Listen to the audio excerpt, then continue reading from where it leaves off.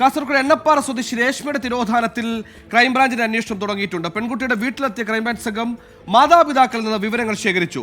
North zone IG P പ്രകാശാണ് അന്വേഷിച്ച ചുമതല. 15 വർഷമായി രേഷ്മയെക്കുറിച്ച് ഒരറിവും ആർക്കുമില്ല.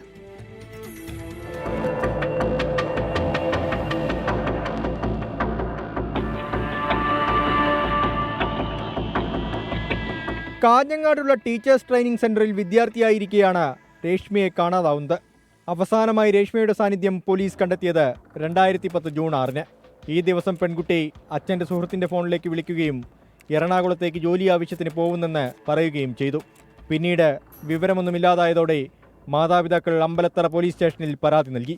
ഹൈക്കോടതി നിർദ്ദേശപ്രകാരം ബേക്കൽ DYSP സുനിൽകുമാർ നേതൃത്വത്തിൽ കേസ് അന്വേഷിച്ചെങ്കിലും പ്രതികൾ കുറ്റക്കാരെന്ന് സ്ഥിരീകരിക്കും വിധമുള്ള തെളിവ് ലഭിച്ചില്ല. ഇതോടെയാണ് ഹൈക്കോടതി അന്വേഷണം ക്രൈംബ്രാഞ്ചിനെ ഏൽപ്പിച്ചത്.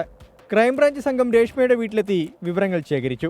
പണത്തിൻ്റെ ഒഴുക്ക് ഒരുപാടുണ്ട് തോന്നുന്നു. ഇതിൽ നല്ല ആൾക്കാരുണ്ട്. ഇതിൽ എൻ്റെ വീട്ടിൽ വന്ന് പല ആൾക്കാർ വന്നും 25 ലക്ഷം വാഗ്ദാനം പറഞ്ഞിട്ടുണ്ടായിരുന്നു. 25 ലക്ഷം തരാം, ആ കേസ് നമുക്ക് ഒതുക്കാം എന്ന് പറഞ്ഞിട്ട്. പക്ഷേ ഞാൻ അതിനൊന്നും വഴങ്ങിയില്ല. ഒന്നും തന്നെ 100% ഉറപ്പ്. അല്ലെങ്കിൽ ഒരു ഫോൺ പോലും ഇതുവരെ വിളിച്ചിട്ടില്ല. ഒന്ന് കാണും ബിജു പൗരസ്വാമി. മകൾക്ക് നീതി ലഭിക്കണമെന്നും നിയമപോരാട്ടം തുടരുമെന്നും അമ്മ കല്യാണി. നീതി കിട്ടുന്നില്ല. നമുക്കിപ്പോൾ ഈ കേസിൻ്റെ പുറകെ നടന്ന് ഇത്ര വർഷമായി നടക്കാൻ തുടങ്ങിയിട്ട് ഇന്നും ഒരു തെളിവും ഇല്ല. നമുക്കെന്തായാലും നീതി കിട്ടണം. എനിക്കും കുടുംബത്തിന് നീതി കിട്ടിയാലേ മതിയാവും. ലോക്കൽ പോലീസിന്റെ അന്വേഷണത്തിൽ രേഷ്മ കൊല്ലപ്പെട്ടതായി കണ്ടെത്തിയിട്ടുണ്ട്. പക്ഷേ കൊലപാതകത്തെ സ്വാധൂകരിക്കും വിധമുള്ള തെളിവ് ലഭിക്കാത്തതിനാൽ പ്രതികളെ അറസ്റ്റ് ചെയ്യാൻ കഴിയില്ലെന്നാണ് പോലീസ് നൽകുന്ന വിവരം. 24 കാസർഗോഡ്.